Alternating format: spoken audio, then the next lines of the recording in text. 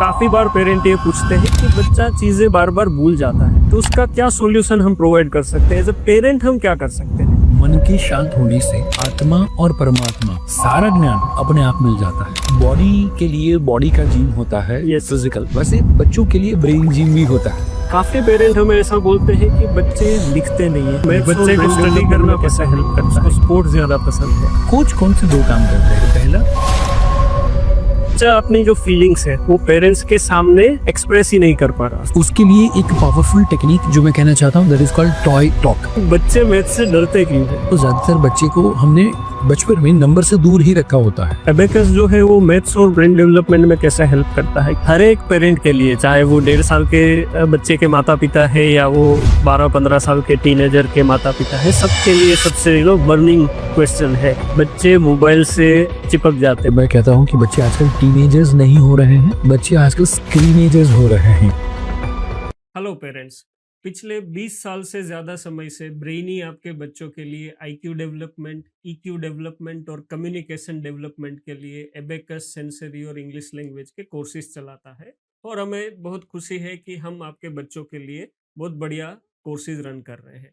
लेकिन जब आप हमारे सेंटर्स पे आते हैं तो आपके कुछ क्वेश्चंस होते हैं जिसका शायद हम लोग उतना बेस्ट सॉल्यूशन नहीं दे पाते हैं।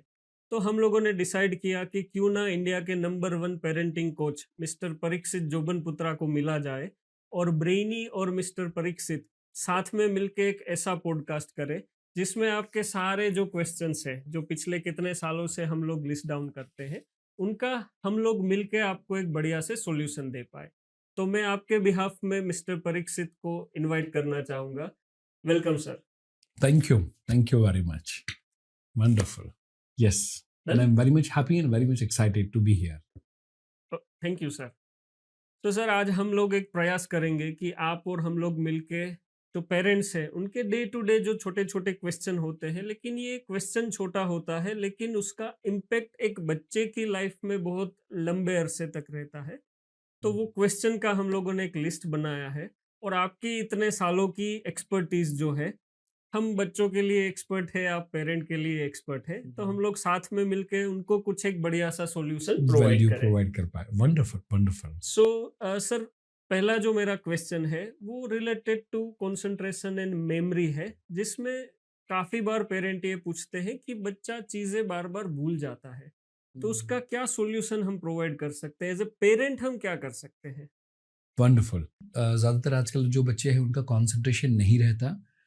उसका पहला जो मुझे रीज़न लग रहा है, 2 मेन रीज़न है। पहला रीज़न एंड दैट इज़ कि बच्चों को बचपन से स्क्रीन दिया गया है।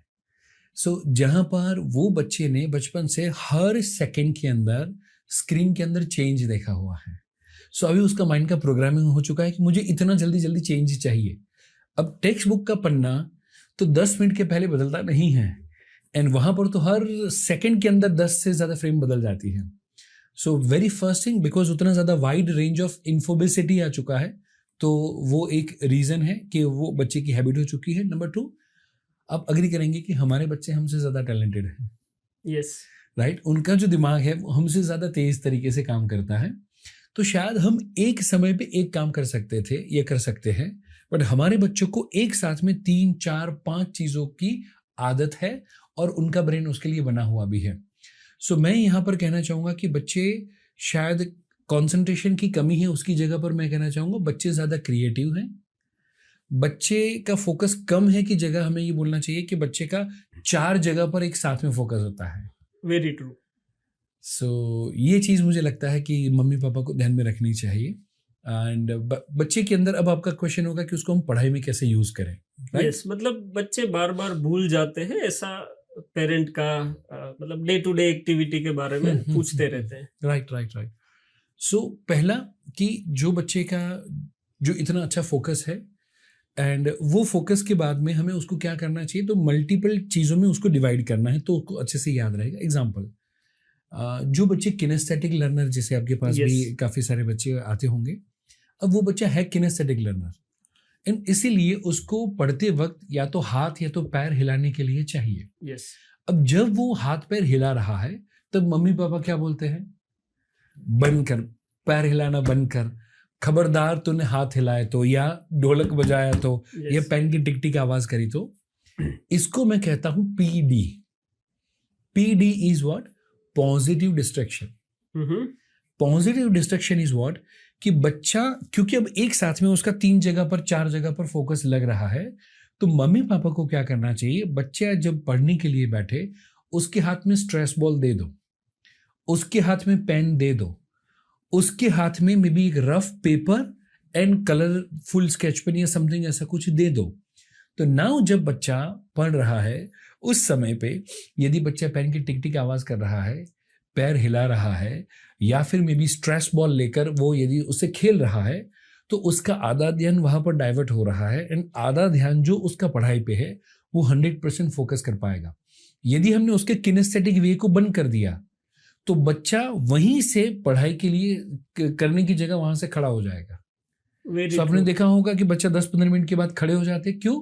क्योंकि उसकी जो एक्सेस एनर्जी थी वो यूज नहीं हो रही थी, तो अब बच्चा इमीडिएटली खड़ा हो गया. उसकी जगह पर वो स्ट्रेस बॉल से, पेन से, हाथ पैर हिलाने से बच्चा यदि आधा पौना घंटा बैठेगा तो उसका कंसंट्रेशन बढ़ेगा. So very first thing, concentration होगा तो फिर मेमोरी बढ़ेगा, जो आपका सवाल था. Yes. तो अब हमें पहले कंसंट्रेशन पे फोकस करना है. Now when it comes to the memory के लिए बहुत इंपॉर्टेंट चीज कहना चाहता हूं कि जो भी चीज हम याद रखना चाहते हैं, याद कब हमें रहता है? साइंस ये कहता है कि जब हमारे दिमाग में उसका प्रीवियस रेफरेंस हो. हम्म. एग्जाम्पल, जब बच्चे छोटे थे, बच्चों को क्या सिखाया गया? A for Apple. Apple, right? अब नाउ सोचे कि बच्चे के दिमाग में एप्पल था, उसको A के साथ जोड़ा गया, इसीलिए वो हमें जिंदगी में इतने सालों के बाद भी याद है. शायद आपको सेकंड स्टैंडर्ड का एसएस का थर्ड लेसन कौन सा था पता नहीं होगा, शायद कोई पेरेंट को याद किसी को ना आए, बट उससे 3 साल पहले A for Apple B for bat पढ़ा था, वो याद है, क्योंकि उसका को रिलेशन था, कनेक्शन था. तो ब्रेन किसी भी चीज को याद रखने के लिए क्या करता है? वो हमेशा पुरानी चीजों को कंबाइन करता है, पुरानी चीजों के साथ को रिलेशनशिप बनाता है. इसीलिए मे बी शायद आप जब पढ़ रहे थे, जो लेसन 9th में आया हो, वही लेसन यदि 10th में उसका एडवांस वर्जन आता है, तो वो लेसन हमें ज्यादा अच्छे से याद रहता है. आप अग्री करेंगे, राइट? Yes. सो नाउ अब यही फॉर्मूला को फॉलो करते हुए मैं टेक्निक कहना चाहता हूं आपके सारे दर्शकों को, सारे पेरेंट्स को. That is called LDOB, Mm-hmm.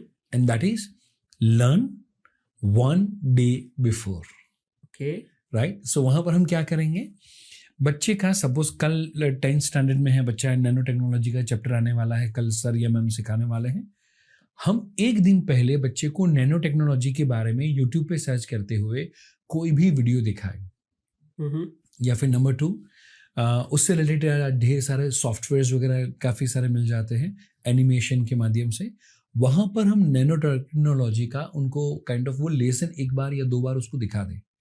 अब जब उसके माइंड में वो लेसन का रेफरेंस ऑलरेडी बना हुआ है, Okay. उसके बाद में जब वो बच्चा स्कूल में जाएगा तो पहला कंसंट्रेशन तो होगा ही होगा, बट नाउ अब जो सर पढ़ा रहे हैं वो उसका लर्निंग नहीं हो रहा है, वहां पर उसका रिवीजन हो रहा है. तो वो चीज वस्तु उसको एग्जामिनेशन के समय पे या बाद में होमवर्क के वक्त लिखने में उसको जरूर से याद आएगी ही आएगी. और मैं कहना चाहता हूँ आपके सारे पेरेंट्स को, सारे बच्चों को यदि लर्न 1 day बिफोर करवा दिया मम्मी पापा ने, पहले वीडियो के माध्यम से, एनिमेशन के माध्यम से दिखा दिया एक दिन पहले, तो आने वाली एग्जाम में बच्चे के 10 to 15% ऑटोमेटिकली बढ़ जाएंगे. Okay. That's wonderful, sir. So ये एक डेली जो दिक्कत थी पेरेंट की, वो आपने बहुत बढ़िया से उनको आइडियाज दिए हैं कि जहाँ से वो घर पे ये सब कर सके.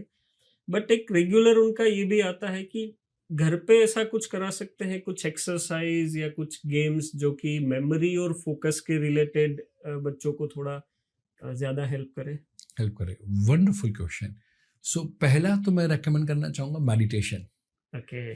राइट? एंड पतंजलि योग सूत्र के अंदर भी कहा गया है, मन के शांत होने से आत्मा और परमात्मा, अणु एंड परमाणु का सारा ज्ञान अपने आप मिल जाता है. ओके.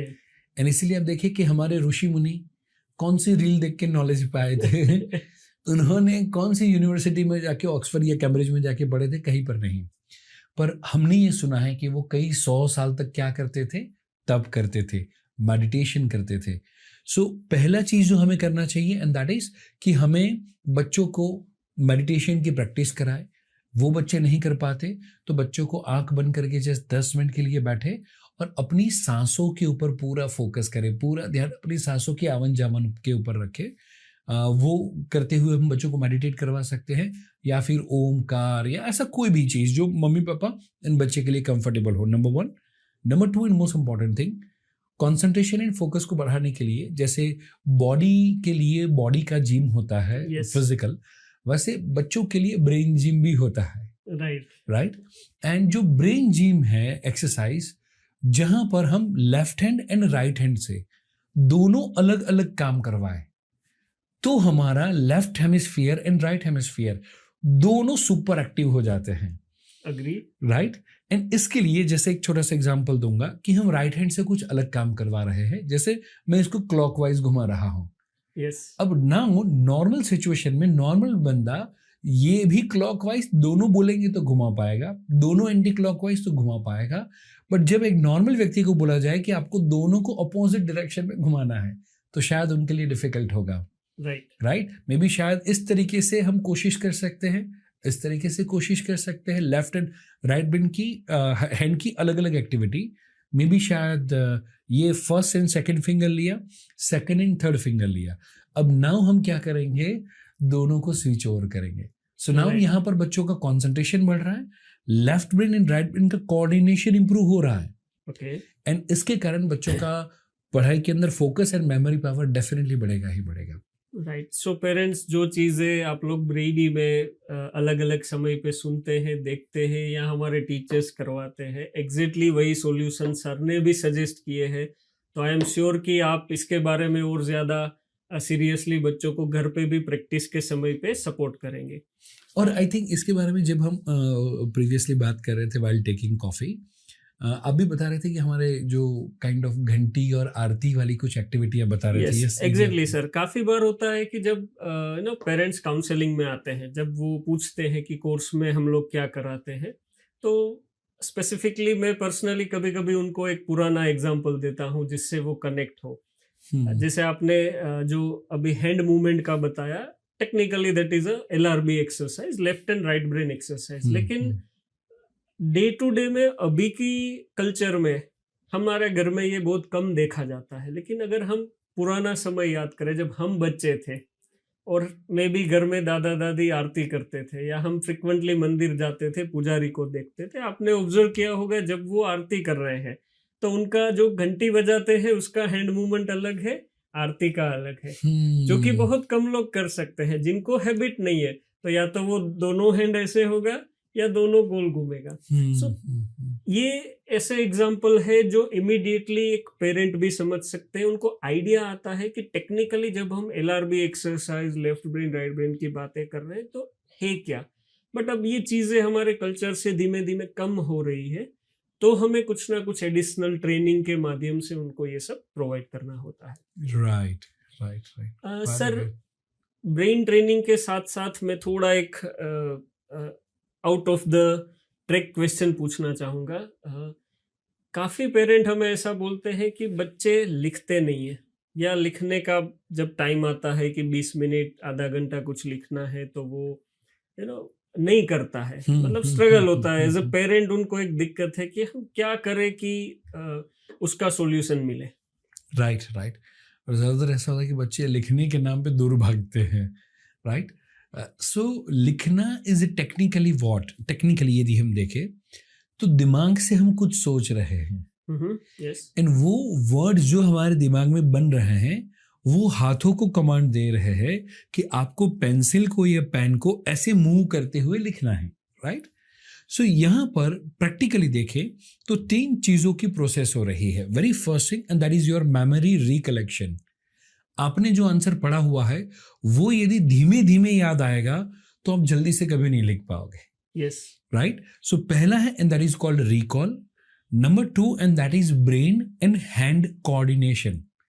माने दिमाग ने जल्दी से याद कर लिया, पर यदि वो जो पर्टिकुलरली व्यक्ति का जो मैसेज पहुंचना चाहिए हाथों तक, यदि ये कोऑर्डिनेशन नहीं है, फाइन मोटर स्किल्स डेवलप नहीं हुआ है, तो भी वो दिक्कत करेगा। एंड उसके बाद में तीसरा आता है, एंड दैट इज लिखना। उसके लिए काम करेगा फिंगर की स्ट्रेंथ। एग्जैक्टली। राइट। अब ये तीनों चीजों का combination is writing. Maximum mummy papa लिखने पे फोकस करते हैं, पर मैं आपको कहना चाहता हूं हमें लिखने पे फोकस नहीं करना चाहिए, ये तीनों पैरामीटर को डेवलप करने पे फोकस करना चाहिए। तो लिखना is a by product, yes. वो ऑटोमेटिकली हो जाएगा। हम पीछे पड़े रहेंगे कि तू लिखता नहीं, तू लिखता नहीं, तू लिखता नहीं, तो वो नहीं हो पाएगा जब तक ये तीनों ट्रैक कंप्लीट नहीं होंगे। सो नाउ आपका क्वेश्चन होगा कि तीनों ट्रैक को कंप्लीट कैसे करें। तो पहला चीज जो मैं कहना चाहता हूं, जो हमने मेमोरी के बारे में तो लर्न वन डे बिफोर वगैरह हमने सीख लिया। Now brain and hand coordination. Example दो, जैसे तबला है या पियानो है, हारमोनियम है, उस टाइप की कोई इंडोर एक्टिविटी हो सकती है, या फिर टेनिस या बैडमिंटन या टेबल टेनिस जैसी आउटडोर या फिजिकल एक्टिविटी हो सकती है, जहां पर सामने वाले ने बॉल को यदि हिट किया तो मेरे पास आया, मैं सोचूंगा, प्लानिंग करूंगा एंड उसको एग्जीक्यूट करूंगा, मैंने हाथों से मारूंगा। हर 10 सेकंड में, हर 20 सेकंड में वो पूरा प्रोसेस रिपीट हो रहा है। एंड बिकॉज ऑफ दैट मेरा जो ब्रेन सोचता है और हाथ उससे जो काम कर रहा है, that is called brain and hand coordination, वो इम्प्रूव हो रहा है। तबला बजाने से, गिटार, पियानो, वो सारी चीज़ों से बच्चों का ये वाला जो पार्ट है वो डेवलप होता है। सो हमें लिखने के लिए आधा घंटा बिठाए, उसकी जगह आधा घंटा उसको तबला बजाना चाहिए, उसको आधा घंटा टेनिस या बैडमिंटन खेलना चाहिए, उससे उसके चांसेस बढ़ेंगे। एंड देन आफ्टर आता है number 3, and that is strength of the finger. And strength of the finger के लिए मैं आपको कहना चाहूँगा, जैसे पंचिंग बैग हो गया, बॉक्सिंग बैग वगैरह भी जो रहता है वो हो सकता है। ये ए शेप की स्प्रिंग आती है बच्चों के लिए, कि जो फिजियोथेरेपी के लिए भी काम में आती है। बच्चा सपोज आधा घंटा, पौना घंटा टीवी देख रहा है, बच्चे को बोले बेटा तू देख पौना घंटा, बट शर्त यह है कि हाथ में रिमोट की जगह तो ये स्प्रिंग लेकर बैठ। राइट। बच्चे को बोले ये बॉल लेकर बैठ, और उसका फोकस होना चाहिए कि वो स्प्रिंग को या तो प्रेस करे या तो बॉल को फेंकते हुए कैच करे। सो हम जब छोटे थे, दीवार पे बॉल को मारना, फेंकना और वो कैच करना, तो वो भी हमारे ये दोनों काम कंबाइन कर लेता है। सो मुझे लगता है ये हम यदि काम करेंगे तो हमारा लिखने का जो प्रॉब्लम है वो ऑटोमेटिकली सॉल्व हो जाएगा। सो जहाँ तक मैं समझा सर, मैं पेरेंट्स को खास ये नोट देना चाहूँगा कि जो लिखने की दिक्कत है उसको लेजीनेस के साथ कनेक्ट ना करे। ये फाइन मोटर स्किल और ब्रेन कोऑर्डिनेशन से रिलेटेड चीज है। उसका सॉल्यूशन जो सर ने बताया, that is the right solution. नहीं कि सिर्फ बच्चे को हम डांटे कि तू लेजी है, ये लेजीनेस का इश्यू है ही नहीं है। वंडरफुल। सर, कौन सी ऐसी स्किल्स है जो कि बच्चों को छोटी एज में उनको मतलब सिखाने का पेरेंट को ध्यान देना चाहिए कि जो उनको लाइफ लॉन्ग बेनिफिट दे? राइट। सो जनरली हम इसको काइंड ऑफ 3 पार्ट में यदि हम डिवाइड कर लें, तो पहला मैं कहूँगा emotional and social skills. Because बच्चा सबसे पहले इमोशनली ही मम्मी पापा के साथ कनेक्टेड है, एंड दैट इज समथिंग कि जहाँ पर love, care, sympathy, empathy, socialise होना, बातचीत करना, सामने वाले की फीलिंग को समझना और हमारे फीलिंग को सामने वाले को समझाना, ये जो सारी चीज़ें हैं वो हम पहले 2, 3, 4 साल के अंदर जितना हो सके उतना जल्दी डेवलप करें, वो बहुत ही ज़्यादा अच्छा रहेगा। उसके बाद में जो सेकंड फेज हमारा आता है, मैं कहना चाहूँगा that is called the cognitive skills, जहाँ पर वो बच्चे का डिसीजन लेना, सही या गलत के बीच का डिफरेंस है उसको भांपना, मैथमेटिक्स हो सकता है, कैलकुलेशन हो सकता है, लॉजिक एंड रीजनिंग हो सकता है, ये सारी चीज़ों को हमें उसके बाद में डेवलप करना चाहिए। एंड इमोशनल स्किल्स के लिए मम्मी पापा के अलावा और कोई नहीं कर सकता, बिकॉज बच्चा इमोशनली यहाँ पर मम्मी पापा के साथ कनेक्टेड है। मम्मी पापा, दादा दादी जितना बच्चे के साथ खेलेंगे, कहानियाँ सुनाएंगे, गाय को घास खिलाना या वो सारी एक्टिविटी करेंगे, गरीब की हेल्प करना, वहाँ पर उसका वो एरिया डेवलप हो रहा है। नाउ अब हम बात करते हैं कॉग्निटिव डेवलपमेंट की, तो जहाँ पर बच्चे का लॉजिक, रीजनिंग, क्वेश्चनिंग एबिलिटी, वो जो सारी चीज़ हम यदि डेवलप करना चाहते हैं, तो मेरे हिसाब से मुझे लगता है कि वैदिक मैथमेटिक्स हो सकता है, मे बी अबाकस हो सकता है, राइट। ये जो सारी चीज़ें हैं, या फिर हम मिड ब्रेन एक्टिवेशन करते हैं, सेंसरी डेवलपमेंट वाला जो पर्टिकुलरली पूरा प्रोग्राम रहता है, ये सारी चीज़ें भी बच्चों के काइंड ऑफ कॉग्निटिव डेवलपमेंट के लिए बहुत ज़्यादा हेल्पफुल होगी, बिकॉज वहाँ पर बच्चों को काइंड ऑफ मैथमेटिक्स या जो नंबर्स हैं उसको विजुलाइज करना है। राइट। ज़्यादातर बच्चे नंबर के साथ काइंड ऑफ कॉन्फिडेंट नहीं होते या तो उतने फ्री नहीं होते, बट जब अबाकस के अंदर जो एक्सरसाइज और एक्टिविटी होती है उसके बाद में बच्चे 5 नंबर को पढ़ते नहीं है, 5 नंबर को विजुलाइज करते हैं। Right. And because of that उनका कॉग्निटिव डेवलपमेंट इतना फास्ट होता है कि एक नॉर्मल बच्चे को जो कैलकुलेशन करने के लिए कैलकुलेटर की ज़रूरत पड़े, अब ये बच्चा 4 या 6 महीने के अंदर वो बच्चा वो चीज़ मन में कैलकुलेटर से ज़्यादा फास्ट कर लेता है। राइट। सो मे बी यहाँ पर हम टेनिस या बैडमिंटन जैसी एक्टिविटी हो सकती है, सुडोकू या स्क्रम्बल जैसी भी एक्टिविटी हो सकती है। यदि उसके साथ साथ हम यदि मे बी वैदिक मैथ्स, अबाकस, इस टाइप की एक्टिविटी को भी यदि हम कंबाइन करते हैं तो कॉग्निटिव डेवलपमेंट बेस्ट वे में होगा। एंड देन आफ्टर तीसरा आता है, that is called creative. Okay. Right. जहां पर जो लॉजिक जो सामने दिख रहा है उसको लॉजिकली एनालाइज करे, दैट इज कॉग्निटिव, बट खुद का कुछ नया क्रिएट करे, दैट्स क्रिएटिव। एंड उसके लिए मे बी जैसे क्रिएटिव राइटिंग हो सकता है, एग्जाम्पल के तौर पे ऐसे करना, स्टोरी टेलिंग करना, वो चीज़ हो सकती है। Origami, drawing, painting, art, sculpture, ऐसी कोई ना कोई एक्टिविटी में, मे बी डांस और सिंगिंग भी हो सकता है, ऐसी कोई एक एक्टिविटी में बच्चे को ज़रूर से रखना चाहिए। सो यदि हम तीनों तरीके से करेंगे तो बच्चे का काइंड ऑफ 360 डिग्री का डेवलपमेंट होगा। अदरवाइज एक साइड होगी और दूसरी साइड नहीं होगी तो प्रॉब्लम होगा। बच्चा क्रिएटिव है, सोशल है, बट लॉजिकल नहीं है तो भी प्रॉब्लम होगा, और सिर्फ लॉजिकल है, सोशल नहीं है तो भी प्रॉब्लम होगा। तो फिर शादी के बाद डाइवोर्स पक्का है।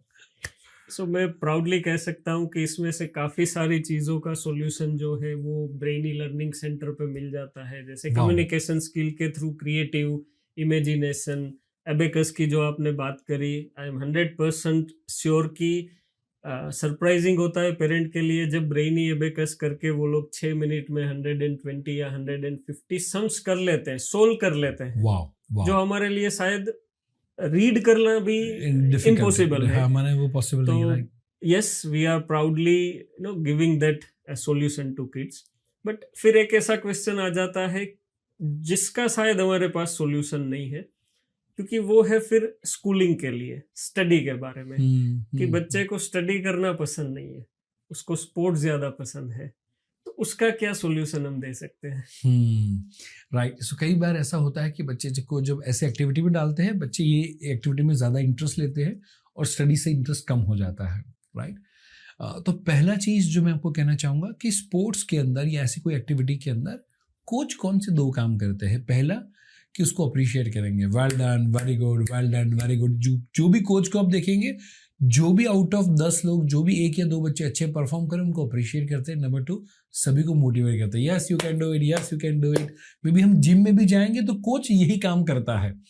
मुझे लगता है कि हम पेरेंट ना बने, हम स्टडी के लिए भी स्टडी कोच बन जाए, एंड हम भी बच्चे को अप्रिशिएट करें एंड हम भी बच्चे को मोटिवेट करना शुरू करें। सो बच्चे ने पूरा पेज लिखा और उसमें से यदि 4 स्पेलिंग रॉन्ग है तो वो चीज़ पे रेड सर्कल बनाना एंड उसको दिखाना कि तेरी ये 4 गलती है, वो टीचर का काम है।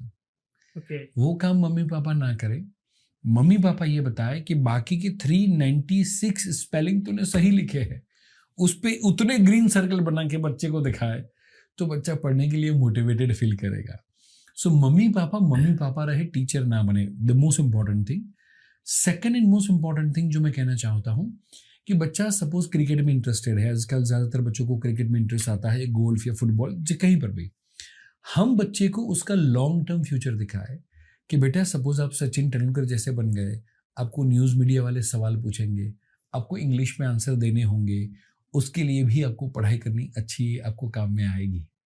राइट। सो बच्चे को हम पढ़ाई के लिए फोर्स करने की जगह पर पढ़ाई एज अ स्पोर्ट्स पर्सन के तौर पे और एज अ क्रिएटिव पर्सन के तौर पे आपको कहाँ कहाँ पर काम में आ सकती है वो हम दिखाए। मे बी शायद माइकल जैक्सन हो सकते हैं। राइट। वो इतने सारे पैसे कमाने के बावजूद भी, जब इतना बड़ा महल होने के बावजूद भी, इतनी सारी गाड़ियाँ होने के बावजूद भी, जब वो दुनिया छोड़ के गए तो बैंकक्रप्ट थे।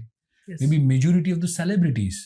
तो बच्चे को हम वो पॉजिटिव एस्पेक्ट बच्चे को बताए कि देख बेटा तू ये कर और इससे पैसा बना, पर पैसे को संभालने के लिए, पैसे को बचाने के लिए, पैसे को मल्टीप्लाई करने के लिए तुझे अकाउंट भी आना चाहिए। उतना अकाउंट कर ले कि तुझे और किसी के नहीं संभालने बट खुद के तो संभाल पाए। उतना मैथ्स, उतना कैलकुलेशन, उतना फाइनेंस आना चाहिए। उस तरीके से यदि हम बच्चों को समझाएंगे, मुझे लगता है बच्चे डेफिनेटली पढ़ेंगे। Wonderful sir. अगला क्वेश्चन जो है वो मेरे ख्याल से आज की डेट का सबसे हर एक पेरेंट के लिए, चाहे वो 1.5 साल के बच्चे के माता पिता है या वो 12-15 साल के टीनेजर के माता पिता है, सबके लिए सबसे बर्निंग क्वेश्चन है। बच्चे मोबाइल से चिपक जाते हैं, मोबाइल का आदत छूटता ही नहीं है और उसका कोई एक अच्छा पॉजिटिव सॉल्यूशन लोगों को दिखाई नहीं देता है। आप इतने सारे पेरेंट्स को कोच करते हैं, तो डेफिनेटली मुझे ऐसा लगता है कि आप कुछ ऐसा सॉल्यूशन दे पाएंगे जिससे पेरेंट का ये एक डेली जो दिक्कत है, जिससे बच्चों से उनका एक डिस्टेंस क्रिएट हो जाता है, उसका एक पॉजिटिव सॉल्यूशन मिल जाए। Perfectly fine. सो बच्चे ज़्यादातर, मैं कहता हूँ कि बच्चे आजकल टीनेजर्स नहीं हो रहे हैं, बच्चे आजकल स्क्रीनेजर्स हो रहे हैं। राइट, एज के साथ साथ उनका जो स्क्रीन टाइम है वो कई गुना ज़्यादा बढ़ता रहता है। सो यहाँ पर हमें बच्चों को स्क्रीनेजर्स नहीं, रियल में टीनेजर्स बनाना है, रियल वे में वो ग्रो करे। वैसा यदि हम चाहते हैं तो पहला हम एक उसूल बनाएं कि खाने के साथ साथ हम बच्चे को टीवी या मोबाइल नहीं देंगे। राइट। सो मम्मी पापा मुझे कहते हैं कि सर हम यदि बच्चे को मोबाइल नहीं देते तो बच्चा खाना नहीं खाता। मैं कहता हूँ कि ज़रा सोचे कि आप एक आइलैंड पे गए एंड वहाँ पर आप फंस गए एंड इलेक्ट्रिसिटी नहीं है, कुछ भी नहीं है, और वहाँ पर आपको बचाने के लिए दूसरी बोट में भी महीने के बाद आने वाली है। आपकी बैटरी जो भी मोबाइल की थी सब खत्म हो चुकी है, कुछ चार्ज हो पाए वैसा नहीं है। अब वो आइलैंड पे 1 महीने तक बच्चे को भूखा रखेंगे कि कुछ खिलाएंगे? बोले नहीं खिलाएंगे। तो मैं कहना चाहता हूँ यदि जो ऑप्शन नहीं था, बच्चा जब दुनिया में आया, जब मैंने दुनिया में जो दिन आया उस दिन तो उसने स्क्रीन नहीं मांगा था। यस। उस दिन तो पूरी हॉस्पिटल में कौन मम्मी पापा पता भी नहीं था, तो भी रो के बता दिया कि भाई मुझे खाना दो। सो बच्चे का खाना जो है ना वो उसका सर्वाइवल इंस्टिंक्ट है, पर जब उसके साथ प्लेजर मिल जाता है तो उसमें मजा आता है। नॉट फॉर द बच्चा, फॉर अस ऑल्सो। तो हम पहला ऐसा प्लान करें कि एटलीस्ट हम 3 मील में से 1 मील से शुरुआत करें, that is called device free dinner. Yes. So उस समय पे मे बी शायद मम्मी पापा बच्चा सभी लोगों को अपना जो फ़ोन है वो सबमिट करना है। तभी अभी आई थिंक एक रील भी वैसी वायरल हुई थी कि वो घर में खाना तभी मिलता है जब वो बाउल के अंदर मम्मी को फ़ोन सबमिट करवाए। फ़ोन सबमिट करवाते तब उसके बाद में डाइनिंग टेबल पे बैठना है और उसके बाद में खाना खाने के लिए करना है।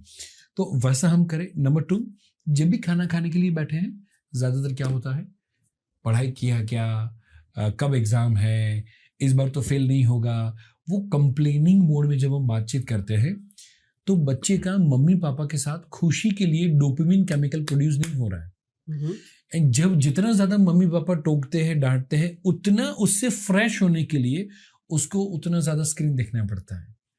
सो उसकी जगह पर बच्चा यदि मम्मी पापा को हंसते हुए, बातें करते हुए देखता है, सुबह से लेकर शाम तक जो हुआ उसके गप्पे शप्पे मारते हुए देखता है, तो यही बच्चा है जिसका डोपामिन माने हैप्पीनेस का केमिकल मोबाइल के साथ नहीं मम्मी पापा के साथ जुड़ता है। राइट।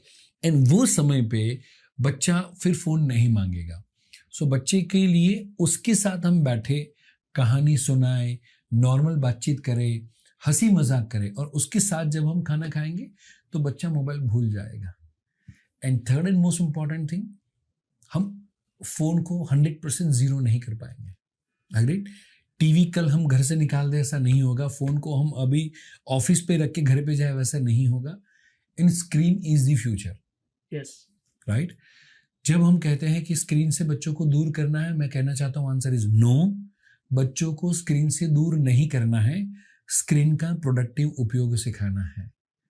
सो इलॉन मस्क ने मे बी 12-13 साल की एज पे गेम बनाए, वो बेचा, फिर फाइनेंस की ऐप बनाई, फिर वो बेचा, वो भी स्क्रीन पे ही थी।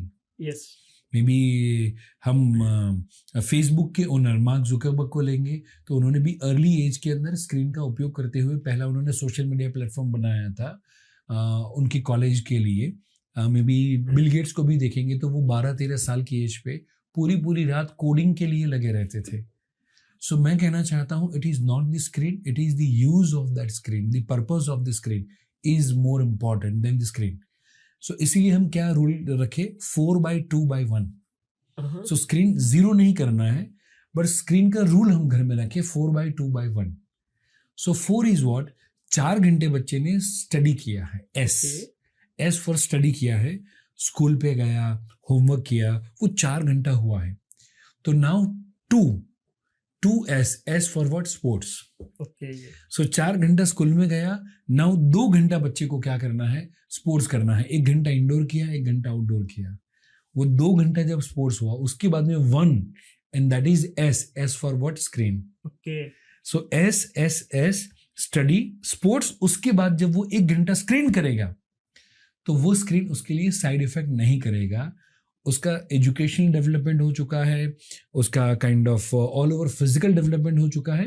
फिर यदि 1 घंटा टाइम पास के लिए यदि हंसी मजाक देखा, कोई कार्टून देखा, कुछ कॉमेडी देखा, तारक मेहता देखा, तो उसको कोई प्रॉब्लम नहीं करेगा, right. So 4/2/1 is the rule, जो सभी मम्मी पापा को फॉलो करना चाहिए। इट्स अ वंडरफुल इनसाइट कि ये अगर सीक्वेंस में अगर हम करते हैं तो स्क्रीन का, और जैसे आपने बताया कि स्क्रीन का एक प्रोडक्टिव यूज भी होता है। उसी के एक प्रयास के रूप में हम लोगों ने जो ब्रेनी एबेकस है उसमें पूरा एक ऐप बच्चों के लिए डिजाइन किया है, जहाँ पे उनका precise learning, precise practice and precise test, ताकि पेरेंट को, टीचर को, सबको पता चले। तो जैसे आपने खास बोला कि यस, अगर प्रोडक्टिव यूज होता है स्क्रीन का, जैसे आपने 1 घंटा सजेस्ट किया, तो हमारा तो सिर्फ 10 to 15 मिनट रिक्वायरमेंट है। हम लोग सिर्फ 10 to 15 मिनट सजेस्ट करते हैं कि बच्चा ये ऐप के ऊपर प्रैक्टिस कर लेगा, तो पूरा जो उसका ये कोर्स का बेनिफिट है वो वंडरफुल बेनिफिट मिल जाएगा। सो उसने जो सेंटर पे सीखा है उसका प्रैक्टिस वो ऐप पे कर सकता है, राइट? यस, वो लर्निंग भी वापस कर सकता है, प्रैक्टिस करेगा, जहाँ पे प्रैक्टिस के टाइम पे जैसे एक रियल टीचर होता है जो कि बाजू में खड़ा होके उसको सिखा रहा है, राइट, उस टाइप का प्रैक्टिस मोड है। और टेस्ट के टाइम पे फिर जो टेस्ट होता है, जिसका आउटकम पेरेंट टीचर अच्छे से चेक कर सके कि बच्चे की स्ट्रेंथ क्या है और वीकनेस क्या है, तो वीकनेस को हम बेटर करें और स्ट्रेंथ के ऊपर ज्यादा काम हो सके, फोकस कर पाए। Very good. यस, स्क्रीन का प्रोडक्टिव यूज होना ज्यादा जरूरी इम्पोर्टेंट है। सर, एक चीज जो कि हमारे शायद उतने एक्सपर्टीज में नहीं है, फिर भी हमारा एक कोर्स है जो इसके बारे में थोड़ा हेल्पफुल है, ब्रेनी सेंसरी एनहांसमेंट करके हमारा जो प्रोग्राम है, जिसमें हम इमोशनल कोसेंट पे काम करते हैं, जिसमें फीलिंग्स, बिलीफ सिस्टम, उस पे काम होता है। और उसमें कई बार, क्योंकि उसमें 2 दिन के बच्चों के वर्कशॉप होते हैं और पेरेंट्स के बहुत सारे मीटिंग होते हैं, उसके दौरान हमें कुछ ऐसे क्वेश्चंस आते हैं कि बच्चा अपनी जो फीलिंग्स है वो पेरेंट्स के सामने एक्सप्रेस ही नहीं कर पा रहा है, और उसकी वजह से फिर बहुत सारे कॉम्प्लिकेशन होते हैं। पेरेंट क्या कर सकते हैं कि जहाँ पे ये प्रॉब्लम कम हो या उसको हम एलिमिनेट करें? Very good. और ज्यादातर वहां पर छोटी एज के बच्चे आपके पास ज्यादा आते हैं, यस, राइट। सो बच्चे का काइंड ऑफ इमोशनल एक्सप्रेशन अच्छा कैसे हो, अपनी भावनाओं को, अपने फीलिंग्स को वो अच्छे से शेयर कर पाए, उसके लिए एक पावरफुल टेक्निक जो मैं कहना चाहता हूँ, that is called toy talk. Okay, right. So toy talk is what आजकल ज्यादातर बच्चे, नंबर 1, हम जितने खुल के खेल पाते थे सोसाइटी में, बाहर फ्रीली जा पाते थे, आजकल के बच्चे वैसे जा नहीं पाते। एंड यदि जाते भी हैं तो नीचे जाके भी बच्चे ज्यादातर मोबाइल में गेम ही खेलते हैं। सो यहाँ पर आज बच्चों का जो सोशल एक्सपोजर होना चाहिए वो कंपैरेटिवली कम हो चुका है। पहले हमारे समय में 5-5, 7-7, 8-8 बच्चे हुआ करते थे तो में भी शायद कोई इश्यू था ही नहीं कि सारे के सारे जो बच्चे हैं सोशल स्किल एक दूसरे की आपस में ही डेवलप हो जाते थे।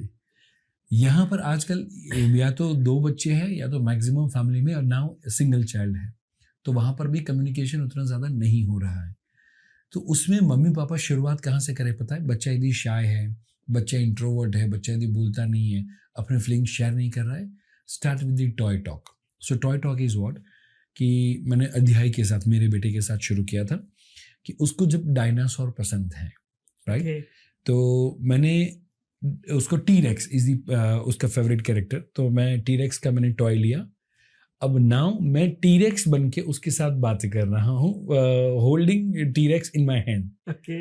And I ask hi Aadi कैसे हो आप, एंड फिर वो आदि जवाब देगा, एंड फिर मैं कहूँ चलो हम खेलते हैं आज, चलो टॉय रूम में चलते हैं. वैसा करके वो टी-रेक्स को लेके मैं दौड़ते दौड़ते जाऊंगा, तो वो 2-2.5 साल का था, वो पीछे पीछे पीछे पीछे पीछे दौड़ते आएगा, एंड आज तुम्हारे पास क्या है नया टॉय खेलने के लिए.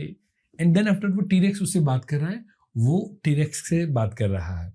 So slowly and gradually, may be शायद बच्चे ने हर्ट किया, बच्चे ने आपको मारा, ऐसा कुछ भी होता है, कभी कभी बच्चे छोटे हाथ उठा देते हैं, तो उस समय पे पर्टिकुलरली टी-रेक्स की भाषा में फिर हम जवाब देते हैं, तो बच्चा इमोशन को, फीलिंग को समझता है, and not with the T-rex, but बच्चे को जो कैरेक्टर, किसी को पेप्पा पिग पसंद हो, किसी को और कुछ चीज Yes. पसंद हो, तो वैसा करते हुए हम बच्चे के साथ बातचीत करना शुरू करें. नंबर 2, बच्चे के सर पे और उसकी पीठ पे 9 मिनट का हाथ घुमाना इज कंपलसरी. Mhm. जब तक हमने बच्चे को इमोशन दिया ही नहीं है, फीलिंग, केयर, लव, टच दिया ही नहीं है, तब तक हम कैसे एक्सपेक्ट कर सकते हैं कि बच्चा वो चीज़ को समझेगा, फील करेगा. ये फीलिंग की बात है, लेक्चरिंग की बात नहीं है. Right. तो मम्मी पापा का जो प्यार जो काम कर सकता है दुनिया में और कोई मेडिकेशंस नहीं कर सकता, उतना पावरफुल ताकत है.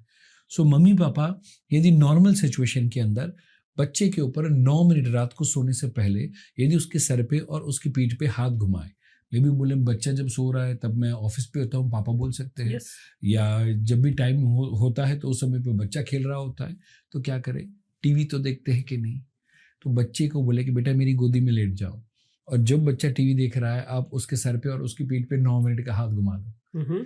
सो बच्चे का कंसंट्रेशन का प्रॉब्लम, सोशल स्किल का प्रॉब्लम, इमोशनल शेयरिंग या नॉट शेयरिंग का प्रॉब्लम, मेमोरी पावर का प्रॉब्लम, जो भी प्रॉब्लम है, 9 मिनट का मम्मी का स्पर्श, 9 मिनट का पापा का स्पर्श नॉर्मल बच्चे के लिए. यदि बच्चे के अंदर ADHD है, ADD, या आजकल ढेर सारे ऐसे भी Yes, बच्चे आपके yes, पास yes, भी yes, आते yes, होंगे. आते हैं. सो इन दैट सिचुएशन पर्टिकुलरली हमें ध्यान में रखना है कि 9 मिनट नॉर्मल के लिए बच्चा हाइपर एक्टिव है या डिसकनेक्टेड है, मम्मी पापा से अभी तक इमोशनली कनेक्ट हुआ ही नहीं है, तो फिर हमें 18 मिनट का टाइम देना है. Okay. और यदि ADD, ADHD, LD या CP ऐसी जो भी सिचुएशन, ऑटिज्म, वो जो सारी सिचुएशन आती है, तो फिर इंटू 3 माने 27 मिनट का टाइम देना है. वो मे बी मॉर्निंग में उठते वक्त भी हो सकता है, सोते वक्त भी हो सकता है, टीवी के वक्त भी हो सकता है, खाना खाने के वक्त भी हो सकता है. Right. तो पूरे दिन में 27 मिनट इधर मम्मी और पापा का स्पर्श यदि मिलता रहेगा, तो वो बच्चे के अंदर इंप्रूवमेंट बहुत ज़्यादा फास्ट आएगा, एंड वो बच्चा इमोशन को बहुत अच्छे से समझ पाएगा.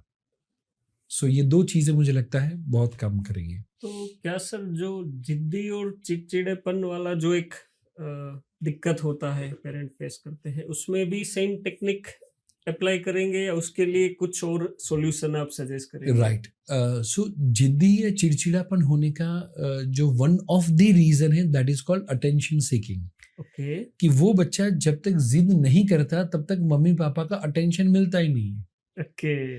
राइट. इसीलिए वो बच्चा ये करता है. तो जो बच्चे को मे बी 9 मिनट या 18 मिनट या 27 मिनट का टच मिल गया, तो अब अटेंशन सीकिंग के लिए जो जिद कर रहा था वो बंद हो जाएगी. पर नंबर 2, अब बच्चे ने नॉर्मल सिचुएशन में कोई चीज मांगी, वो हम देते नहीं है. बच्चे ने बोला पापा पेन चाहिए, अब पापा ने इग्नोर मारा. अब बच्चा दूसरी बार मांगता है, तीसरी बार फिर पापा ने इग्नोर मारा. फिर बच्चा जब जिद करता है, रोता है, पैर पछाड़ता है, उनके पेन से वो जेब से पेन लेता है ना, अब गंदे पापा हो ना, फिर पापा पक के फिर दिला देते हैं. तो बच्चे के दिमाग में क्या प्रोग्रामिंग हुआ कि नॉर्मल तरीके से बात करने से पापा या मम्मा दिलाते नहीं हैं, जिद करने पे ही मुझे चीजें मिलेगी. सो नाउ यदि उस तरीके से प्रोग्रामिंग हुआ है, तो फिर हमें मम्मी पापा को क्या ध्यान में रखना है कि 10 चीजें जब बच्चा मांगता है तो 3 या 4 चीजें इमीडिएटली दिला दे. मैंने बच्चे ने प्यार से कहा कि पापा मुझे ये खाना है, हमें लगता है कि ओके, पापा मुझे रबर चाहिए, पापा मुझे पेंसिल चाहिए, पापा मुझे ये चाहिए, स्कूल के लिए ये लेना है. इमीडिएटली अब दिला दो। ओके। सो नाउ उसको लगता है कि मैं प्यार से मांगता हूँ, मुझे मिल जाता है। 2 या 3 चीजें हम क्या करेंगे पता है, सारी चीजें दिलाएंगे तो भी जिद्दी बनेगा, ओके। तो भी घमंडी बनेगा, तो भी डिमांडिंग बनेगा, सारी चीजें पूरी करी तो भी। तो हमें क्या करना चाहिए, बच्चे को पेशेंस भी सिखाना है। तो 2 या 3 चीजों के लिए बच्चे को बोलेंगे बेटा हफ्ते के बाद, बेटा महीने के बाद, ओके। बेटा 3 महीने के बाद, तो बच्चे के अंदर थोड़ी धीरज भी आएगी। And number 3 and most important thing, बच्चे का हाँ सुनना जितना जरूरी है, बच्चे का ना सुनना उससे ज्यादा जरूरी है। राइट? Yes sir. तो यहां पर हम 2 या 3 चीजों के लिए अपफ्रंटली उसको मना कर दें, अपफ्रंटली उसको मना कर दे, उसको बोले कि बेटा ये पॉसिबल नहीं है, ये आपको नहीं ही मिलेगा। एंड इसीलिए कहना चाहता हूँ सारे पेरेंट्स को, say no to make your yes more powerful. Okay. And problem क्या है, जब मम्मी ने मना कर दिया तो बच्चा पापा के पास चला गया। एंड पापा को क्या लगता था कि मुझे यार बचपन में नहीं मिला था चॉकलेट खाने को, तो आज तो अपने पास पैसे है तो चलो आइसक्रीम दे खिला देते हैं, खिला देते हैं। अब नाउ गड़बड़ यहाँ पर हो गई, इसको मैं कहता हूँ MDP, okay. That is called multi directional parenting. So mummy ने मना किया, पापा ने दिला दिया, पापा ने मना किया तो दादा या दादी तो होलसेल में बैठे हुए हैं कि मेरा पोता जो मांगे दे दो। राइट? पर यहाँ पर हम प्रॉब्लम क्या कर रहे हैं, वो बच्चे को जिद्दी बना रहे हैं वो मम्मी पापा ही। बट उसको पता है कि यदि मम्मी ने मना कर दिया, उसके बाद में मैं पापा के पास जाऊंगा, दादा के पास जाऊंगा, दादी के पास जाऊंगा, फिर भी मुझे वो चीज वस्तु नहीं मिलेगी, तो बच्चा जिद करेगा ही नहीं। So maybe yes, maybe later on, and maybe never और द नो, ये 3 चीजों को हम 33 डिवाइड करें, डेफिनेटली हमें अच्छा रिजल्ट मिल सकता है। तो इसका मतलब ये हुआ सर कि एक्चुअली पेरेंटिंग की जो स्टाइल है वो बच्चों के व्यवहार के ऊपर असर कर रही है। असर कर रही है 100%। पेरेंट उल्टा समझते हैं कि बच्चे का ये एक्शन है और उसका मेरा रिएक्शन है, बट शायद उल्टा होता है कि पेरेंट का एक एक्शन है जिसका रिएक्शन बच्चे का बिहेवियर है, और फिर शायद वो समझ नहीं पाते हैं, इसलिए मिसहैंडलिंग होता है और दिक्कतें होती है। सही बात है सर। अगला जो क्वेश्चन है वो एक्चुअली ऐसा है कि जो हम डेली बेसिस पे हमारे सारे सेंटरों पे शायद फर्स्ट क्वेश्चन ही पेरेंट का ये होता है। ओके। या शायद फोन भी जब हमें बचता है कि भाई ब्रेनी सेंटर, तो पहला क्वेश्चन ये होता है। और उस क्वेश्चन का जो रीजन है, मैं क्वेश्चन तो आपको नहीं बता रहा हूँ, लेकिन मैं क्वेश्चन का रीजन बता रहा हूँ कि बच्चे मैथ से डरते क्यों हैं। आप क्वेश्चन समझ ही गए होंगे। Right right right right right. So ज़्यादातर बच्चों को मैथ्स को लेकर फोबिया होता है, और डेफिनेटली यस, क्योंकि जो मैथमेटिक्स है, जो नंबर की स्किल्स है, वो ज़्यादातर बच्चे को हमने बचपन में नंबर से दूर ही रखा होता है। खेलना कूदना पढ़ना लिखना वो सारी चीज़ें होती है, बट जब बच्चा पैसे गिनने की बात करता है, पैसा देने की बात करता है, कहीं पर भी ऐसा कुछ होता है, ज़्यादातर तुम बोलते हैं भी तुम बड़े होगे बाद में करेंगे। नंबर 2, या मैथमेटिक्स को लेकर हमने डरा के रखा हुआ है। मैथमेटिक्स को लेकर हम बोलते हैं कि नहीं इस पे तुझे ज़्यादा ध्यान देना है, या मे बी शायद हमने डराया हुआ है, धमकाया हुआ है, तो भी ये हो सकता है। या फिर नंबर 3, मैथमेटिक्स के टीचर जो है, राइट, वो यदि थोड़े से खड़ूस टाइप हो तो भी बहुत ज़्यादा इफेक्ट होता है। तो ये 3 मेजर रीज़न होते हैं जिसके कारण बच्चे उससे दूर जाते हैं। बट मेरा ये मानना है कि मम्मी पापा को क्या करना चाहिए, very first thing, it is not the subject, it is the teacher. तो पहले हम टीचर से बातचीत करें कि वो बच्चे को सॉफ्टली पोलाइटली अच्छे से सिखाए।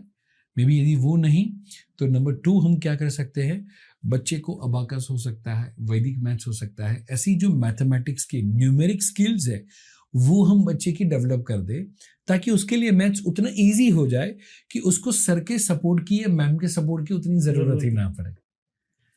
राइट? सो मुझे लगता है ये 2 सॉल्यूशन यदि हम फॉलो करेंगे तो ये फोबिया का भी रीज़न पता चल गया और सॉल्यूशन भी पता चल गया। Perfect sir. हम डेली यही ऑब्जर्व करते हैं कि काफ़ी बार, जैसे आज तो फिर भी लोग एक्सेप्ट करने लगे, लेकिन 20 साल पहले जब हम बच्चों को एबेकस कराते थे और एक 4.5 साल का बच्चा शायद 5 मिनट में 100 सम्स कर देता था, तो स्कूल टीचर के कभी कभी ईगो हर्ट हो जाते थे। तो जैसे हाँ। आपने राइटली बताया कि अगर बच्चे का फियर ही चला गया, उसके दिमाग से ये डेफिनेशन ही चली गई कि मैथ्स मतलब डिफिकल्टी है, तो वो बहुत ही बेनिफिशियल है। और डे टू डे हम हजारों बच्चों के साथ ये एक्सपीरियंस करते हैं कि एबेकस एजुकेशन से सबसे बड़ा बेनिफिट, मैं सबसे बड़ा तो नहीं बोल सकता क्योंकि ये एक बाई प्रोडक्ट बेनिफिट है, मैथ्स का डर चला जाना और मैथ्स इजी हो जाना, क्योंकि उसका कोर बेनिफिट तो ब्रेन डेवलपमेंट का है, अलग अलग स्किल्स होता है। बट यस, अगर फियर चला गया तो सारे बाकी सब ऑटोमेटिकली, राइट। सर सेम दिक्कत हम लोग ऑब्जर्व करते हैं। जैसा मैथ्स का माहौल है, इंग्लिश लैंग्वेज का भी वही हाल है, और गुजरात में तो आप समझ ही सकते हैं कि ये थोड़ा ज्यादा है। तो उसके लिए आपका क्या सजेशन है पेरेंट को? Very good. ज़्यादातर मैंने देखा है कि जैसे गुजरात की यदि हम अभी फ़िलहाल बात कर रहे थे, तो घर में गुजराती कल्चर है, गुजराती लैंग्वेज का यूज़ सबसे ज़्यादा होता है, एंड बच्चे को डाला है इंग्लिश मीडियम में। ओके। तो बच्चे को वो जो लैंग्वेज है उसका उतना एक्सपोजर नहीं है, एंड बच्चा जब स्कूल में जाता है तो एक साउथ इंडियन टीचर है जो इंग्लिश पढ़ाते हैं, एक पंजाबी टीचर है जो इंग्लिश पढ़ा रहे हैं, एक गुजराती टीचर है जो इंग्लिश में कोई सब्जेक्ट पढ़ा रहे हैं। एंड मज़े की बात है कि तीनों टीचर का सेम शब्द का प्रोनाउंसिएशन इज डिफरेंट। सो एक प्रोनाउंसिएशन बोलेगा, एक प्रोनाउंसिएशन बोलेगा, और तीसरा और ही कुछ बोलेगा। अब नाउ बच्चा इज कंफ्यूज कि which is right which is wrong, number one. Number two, उसका जो लैंग्वेज है ना, वो ऑडिटरी लैंग्वेज से, वो ऑडिटरी से ज़्यादा सीखने को मिलता है। माने लैंग्वेज, माने कोई भी छोटे से बच्चे को यदि हम चाइना में रख देंगे तो वहाँ की जो लैंग्वेज है वो 6 महीने में छोटा बच्चा जल्दी से अडॉप्ट कर लेगा without reading any single line. हमने भी जो बचपन में गुजराती या पंजाबी या जो कोई भी मातृभाषा है वो सीखी just by listening only.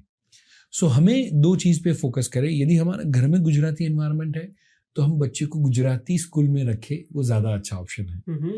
But यदि हम वैसा करते हैं तो मे भी शायद बच्चे का जो डेवलपमेंट है वो कई गुना ज़्यादा पीछे रह जाता है, तो मम्मी पापा उसको इंग्लिश स्कूल में रखते हैं। तो फिर हम और दो चीज़ें ध्यान में रखें। एंड कई बार मुझे मम्मी पापा बोलते हैं कि क्या आप रेकमेंड करते हो? मैं कहता हूँ कि डेफिनेटली यस। महात्मा गांधी इतने समय पहले वहां पर जाकर अंग्रेजों से लड़ पाए, बात कर पाए, क्योंकि उनको कौन सी भाषा आती थी? इंग्लिश। स्वामी विवेकानंद इतने सालों पहले भारत का परचम स्पिरिचुअलिटी के अंदर पूरी दुनिया पर फैला पाए। क्यों? क्योंकि आज से 100-150 साल पहले भी उन्होंने इंग्लिश में अपनी स्पीच दी हुई थी। यस। यदि उन्होंने गुजराती में या मराठी में जाके वहां पर शिकागो जाके स्पीच दिया होता तो शायद वो नहीं समझ पाते। एंड इसीलिए इंग्लिश डेफिनेटली हम जाने, बट एज ए लैंग्वेज के तौर पे इंग्लिश का डेफिनेटली इम्पोर्टेंस है। अब उसके लिए हम क्या कर सकते हैं? तो पहला, मम्मी पापा इंग्लिश की वोकेबुलरी डेवलप करना शुरू करें। मम्मी थोड़ा सा या पापा जो बच्चे के साथ बातचीत कर रहे हैं वो थोड़ा बहुत इंग्लिश सीखना समझना शुरू करें। नंबर टू, बच्चे के लिए इंग्लिश के कोई अलग से क्लास या जो टीचर या एक्सपर्ट कोई हो उनके साथ बच्चे को बैठाए। ऐसे कोई क्लासेस वगैरह हो सकते हैं, बच्चे को डेफिनेटली भेजें। नंबर थ्री, बच्चा इंग्लिश मीडियम में है, बच्चे को इंग्लिश में समझ में नहीं आ रहा है क्योंकि घर में बात गुजराती में हो रही है, तो ना मम्मी पापा, तीसरा सॉल्यूशन, मम्मी पापा गुजराती की भी टेक्स्ट बुक लेकर रखें। ओके। एंड हमने एक टेक्निक सीखी थी, LDOB, learn one day before. Mummy papa को क्या करना है कि कल बच्चे का जो भी लेसन इंग्लिश में सिखाने वाले हैं, मम्मी या पापा उसके साथ बैठे एंड वो लेसन को गुजराती के अंदर पढ़ के बच्चे को बताए। सो नाउ गुजराती के अंदर हीज और हर कंसेप्ट इज क्लियर। अब नाउ जब बच्चा स्कूल में जाता है तो उसको खाली ट्रांसलेशन ही सीखना है, उसको सिर्फ इंग्लिश ही सीखने पे ध्यान देना है। तो बच्चे का मुझे लगता है कि जो इंग्लिश को लेकर डर है वो भी दूर हो सकता है एंड बच्चा प्रो इंग्लिश में भी एकदम प्रो हो सकता है। यस। और आपने सर जैसे बोला राइटली कि राइट इंग्लिश एनवायरनमेंट के लिए क्लासेस या टीचर से हमें उनका वो एनवायरनमेंट प्रोवाइड करना चाहिए। तो मैं आपके पेरेंट्स को अवेयर करना चाहूँगा, ब्रेनी जितना फेमस एबेकस क्लास के लिए और ब्रेन ट्रेनिंग के लिए है, हम लोग इंग्लिश लैंग्वेज और फोनिक्स के लिए भी उतना ही बढ़िया कोर्स रन कर रहे हैं Okay. 2007 से। सो 2-2.5 साल का कोर्स है, क्योंकि एक लोगों का मिथ होता है कि 2-3-4 महीने में मेरा बच्चा बहुत फ्लुएंटली इंग्लिश बोलने लगे। वहाँ से थोड़ा हम डिसएग्री करते हैं कि बच्चे को एक भाषा सिखाने के लिए आपको एक एनवायरनमेंट प्रोवाइड करना चाहिए, और उसके लिए हमारे साथ 20 महीना 22 महीना आप हमें सौंप दीजिए और वो बच्चा बायोग्राफी लिखने लगेगा, वहां तक का इंग्लिश हम उसका इम्प्रूव कर पाएंगे। Very good, great. Sir, academics, maths, English, वो सारी चीज़ें तो चलती ही रहती है, क्योंकि बच्चे का अभी एकेडमिक लाइफ है 15 साल 17 साल की एज तक, तो पेरेंट्स के लिए वो एक बहुत ही इम्पोर्टेंट पार्ट हो जाता है लाइफ का। लेकिन मुझे ऐसा लगता है कि उसके अलावा भी कुछ चीज़ें हैं जो शायद लाइफ लॉन्ग उनको ज़्यादा दिक्कत प्रोवाइड करती है, और वो है बच्चों की नेगेटिव थिंकिंग या तो उनका फियर, जो कि डायरेक्टली एकेडमिक्स पे भी असर करता है। बट उससे ज़्यादा बहुत सारी ऐसी चीज़ें होती है, जैसे रिसेंटली हमने अहमदाबाद में ऑब्जर्व किया कि किसी बच्ची ने 4th फ्लोर से जंप करके सुसाइड कर, रिसेंट जस्ट एक वीक भी नहीं हुआ। राइट।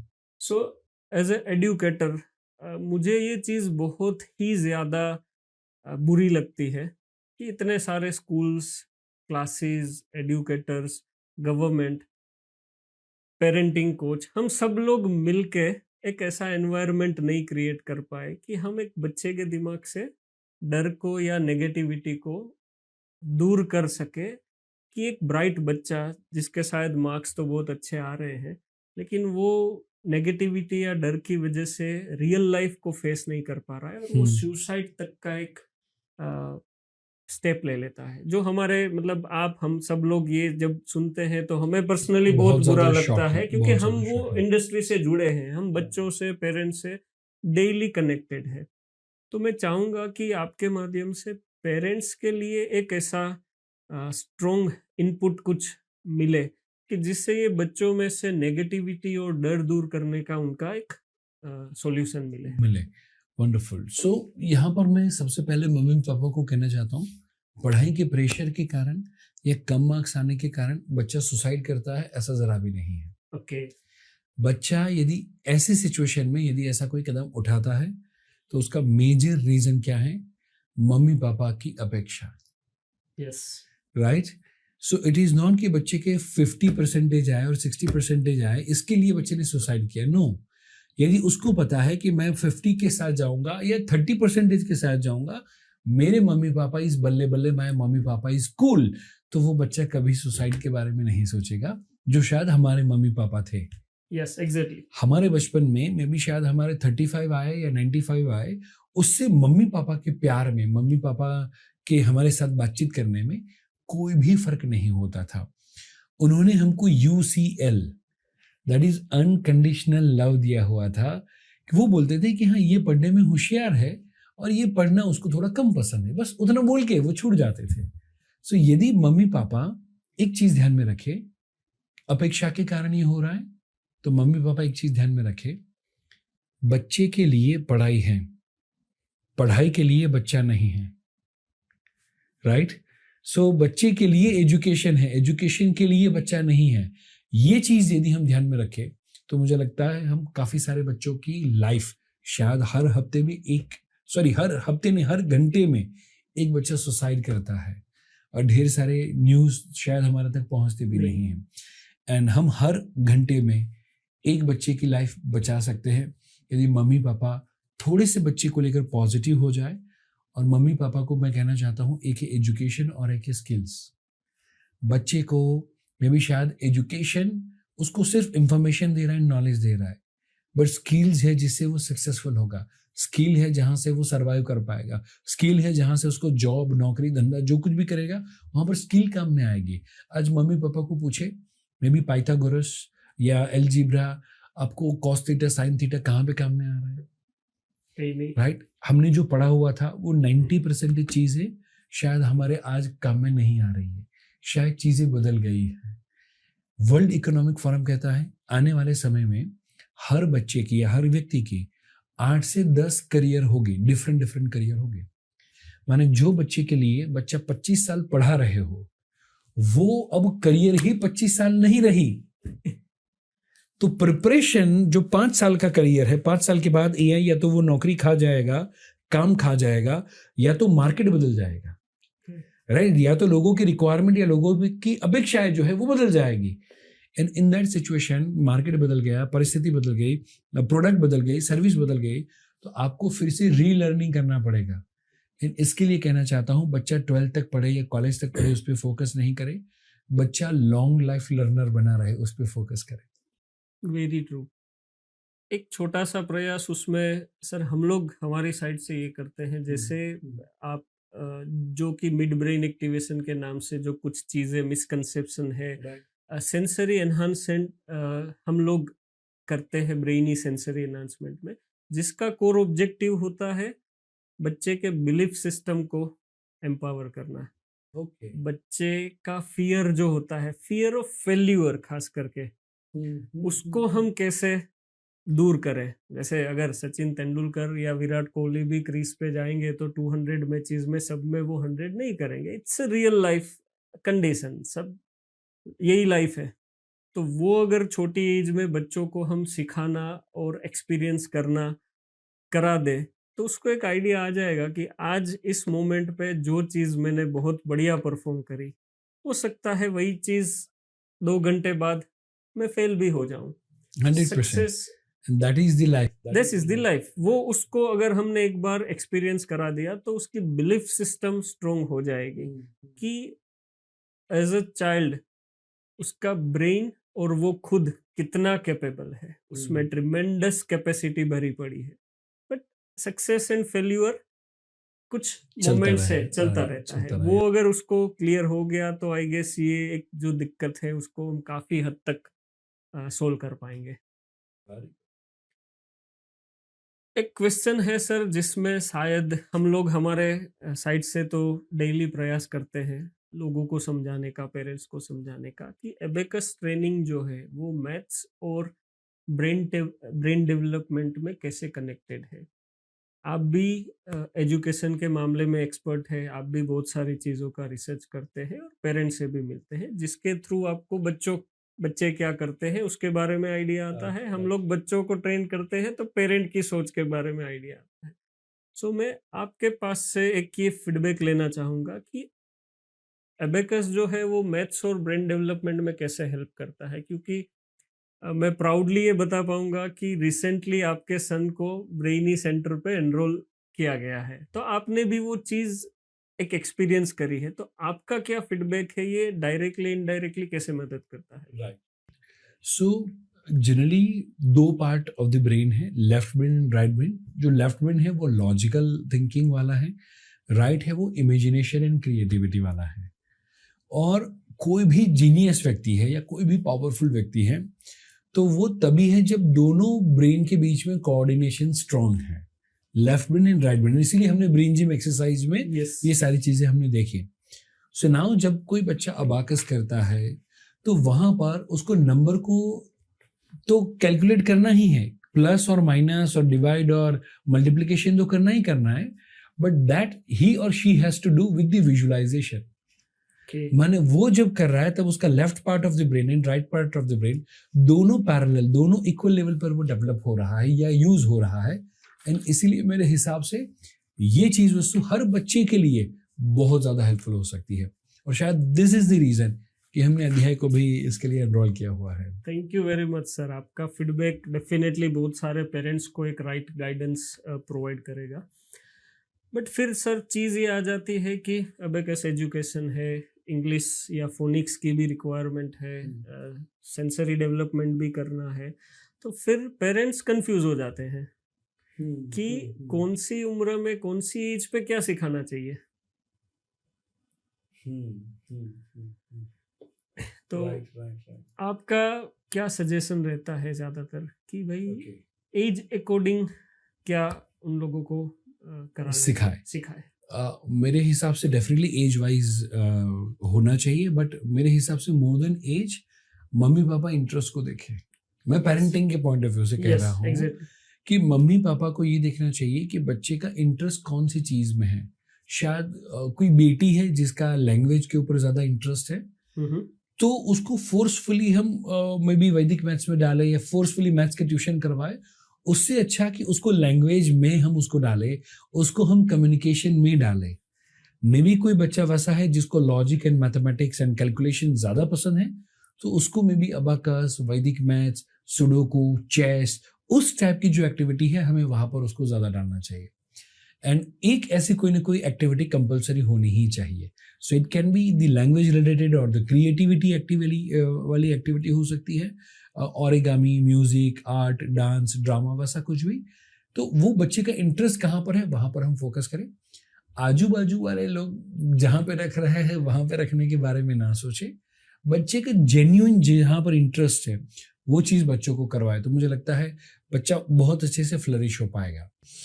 सो मैं ये समझूं कि पेरेंट्स को एटलीस्ट वीक का 10% टाइम ऐसी चीज़ों पे बच्चों को ऐसी जगह पे डालना चाहिए जहाँ पे उनका IQ development, EQ development, communication development हो। क्योंकि बच्चा 6 घंटा स्कूल जाता है, 2-3 घंटा ट्यूशन जाता है, और वो 1 साल बाद वापस 0 हो जाता है। फाइनल एग्जाम्स हुए, खत्म हो गया। बट ये 10-20% टाइम ऐसी चीजें सिखाए जहाँ पे उसका इंटरेस्ट भी है और उसको लाइफ लॉन्ग बेनिफिट भी होगा। एंड मैं कहना चाहूँगा जो नॉलेज है वो मे बी 6 महीने नहीं, 6 दिन के बाद बच्चा भूल जाता है। सो आज जो बच्चे ने पढ़ा हुआ है वो 6 दिन के बाद भूल जाएगा, but at the very same time जो उसने स्विमिंग सीखा, जो उसने अबाकस सीखा, जो उसने कराटे सीखा, वो उसके अंदर जिंदगी भर तक रहने वाला है। एग्जैक्टली सर, ये चीज़ मेरे ख्याल से इसमें और एक एंगल है जो मेरे ख्याल से कुछ पेरेंट्स के क्वेश्चन हमें आते हैं कि जैसे इंटरेस्ट है एज ओरिएंटेड, उसका नेचुरल जो लर्निंग फेज है, ऐसे ही उनका जो ब्रेन डेवलपमेंट के जो स्टेजेस होते हैं उसके साथ भी मेरे ख्याल से ये एक्टिविटी सिलेक्शन अगर कहीं कॉम्बिनेशन हो जाए जिसमें आप कुछ गाइड कर पाए कि कौन सी एज पे क्या सिखाना चाहिए या किस टाइप की एक्टिविटी का एक्सपोजर देना चाहिए, तो मेरे ख्याल से और उनके लिए इजी हो जाएगा कि अच्छा बच्चा 12 साल का हुआ है तब जाके ये कराना चाहिए, या 6 साल का है तब ये चीज़ें उसका एक्सपोजर उसे देना चाहिए। राइट। तो उसमें आपका उसको लेकर जो हमने आई थिंक पहले भी इससे से रिलेटेड बात करी कि जब बच्चा छोटा है तो इमोशनल पार्ट वाला जो एरिया है वो आएगा मे बी 2-3-4 साल तक, जहाँ पर वो मम्मी पापा के साथ ज़्यादा जुड़ा हुआ हो। 4 साल के बाद में वो बच्चे का जहाँ पर कॉग्निटिव डेवलपमेंट करना है, तो वहाँ पर मे बी शायद हम बच्चे को बाहर जाते हुए अबाकस या मैथ्स या सुडोकू या चेस, वो सारी चीज़ों के अंदर हम जितना ज़्यादा डालेंगे उतना डेफिनेटली अच्छा रहेगा। एंड जब वो होता है उसके बाद में क्रिएटिव वाला फेज आएगा। कुछ बच्चों में क्रिएटिव फेज जल्दी आ जाता है, कुछ बच्चों में लॉजिक वाला फेज जल्दी आ जाता है, तो accordingly definitely we can plan it. Very true. इसमें यदि आप कुछ इनपुट देना चाहे तो आप दे पाए। यस एग्जैक्टली सर, जैसे हम लोगों ने ऑब्जर्व किया है या साइंस ये कहता है कि 6 साल की एज तक 90% ब्रेन डेवलपमेंट हो जाता है। उसके बाद बच्चा लॉजिक, मेमोरी, वो चीज़ों पे उसका एक डेवलपमेंट चालू होता है, वो लॉजिकल थिंकिंग पे आता है, सही गलत वो चीज़ें आती है। 12 साल के बाद ज़्यादातर ये होता है कि कुछ ऐसी चीज़ें जिसमें रिस्क की बात हुई, डिसीजन लेने की बात हुई, 12-13 साल आते आते बच्चे ये बातें करने लगते हैं कि मैं ये कॉमर्स में जाऊंगा, साइंस में जाऊंगा, उसका एक सोशल सर्कल बढ़ता है। तो पेरेंट्स को भी ये चीज़ें समझनी चाहिए कि लैंग्वेज डेवलप करना है तो कौन सी एज से पहले करा ले। तो मेरा ऐसा स्ट्रॉन्ग सजेशन होता है कि 10 साल 11 साल से पहले लैंग्वेज का एक्सपोजर जितना मिल जाएगा उतना अच्छा है, उतना इजी हो जाएगा, क्योंकि जितने छोटे होते हैं वो उतना मिमिक करते हैं और ग्रास्पिंग स्ट्रॉन्ग होता है। प्लस जब लैंग्वेज की बात आती है तो वो एक्सप्रेस करेंगे कि फ्रेंड्स से कुछ सीखे हैं, पेरेंट्स के सामने एक्सप्लेन कर देंगे, पेरेंट्स से कुछ पापा से सीखे हैं, फ्रेंड्स के सामने वो टॉपिक डिस्कस कर लेंगे, तो लैंग्वेज डेवलपमेंट इजी हो जाता है। अगर स्पेसिफिकली ब्रेन एक्सरसाइज की बात करें तो जितना बिफोर 8 जितना हम ज़्यादा उसको करा पाए वो क्योंकि वो उसका नेचुरल ब्रेन डेवलपमेंट का फेज है। 4 to 8 में अगर वो एक्सपोजर मिलता है तो बहुत ही बढ़िया आउटकम आपको लाइफ लॉन्ग दिखेगा। को वंडरफुल। लॉजिक मेमोरी की बातें हैं तो वो भी 10 साल से नीचे। फाइनेंस के ऊपर कुछ सिखाना है तो मेरे ख्याल से 12 साल के बाद में, राइट। तो age appropriate learning definitely result पे असर करता है, कर सकता है। ओके, सो पहले लैंग्वेज आए, फिर मैथ्स आए, एंड देन आफ्टर 12 साल के बाद में फाइनेंस या ऐसी चीजें जो उसको बाद में काम में यूजफुल आए। होने वाली है। Okay. बट ये through out the time belief system, उसका इमोशनल क्वोशंट, उसका कॉन्फिडेंस बढ़े, मतलब बिहेवियरल चीजें तो थ्रू आउट होनी चाहिए। क्योंकि अगर जब तक उसका बिलीफ सिस्टम स्ट्रॉन्ग नहीं है, वो कॉन्फिडेंट नहीं है, तो बाकी सारी चीजें फेल हो जाती है। राइट। आपसे पेरेंट्स के लिए और कुछ चीजें एक्सप्लोर करें। और आई थिंक मुझे लगता है पेरेंट्स के मन में भी और कोई सवाल हो तो वो कमेंट बॉक्स के अंदर टाइप कर सकते हैं। डेफिनेटली। तो उसको लेकर हम नेक्स्ट डेफिनेटली कुछ उनके नए सवालों के नए जवाबों के साथ भी मिल सकते हैं। Yes, thank you very much sir. Okay, thank you very much.